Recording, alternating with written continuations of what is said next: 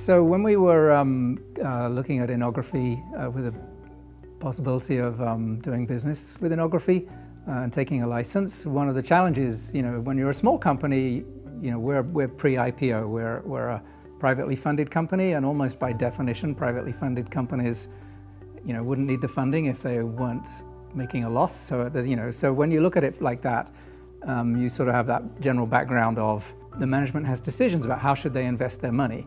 They could hire another sales engineer, they could hire some more automation technology. And so, when you're looking at almost any decision to spend some money, that's part of the challenge. It's not as though there's sufficiently deep pockets to run the company, but they want to make sure they invest in the most productive way.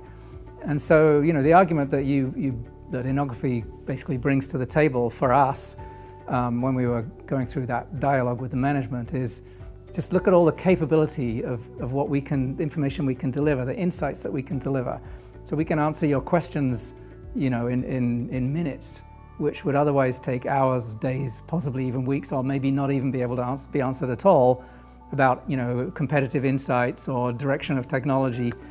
And, the management was sufficiently interested in intellectual property and understood sufficiently well that, it's a kind of differentiator, and you need to be really careful and make sure you have it's part of the playing field of doing business, and you also want to win there because it helps your overall business strategy.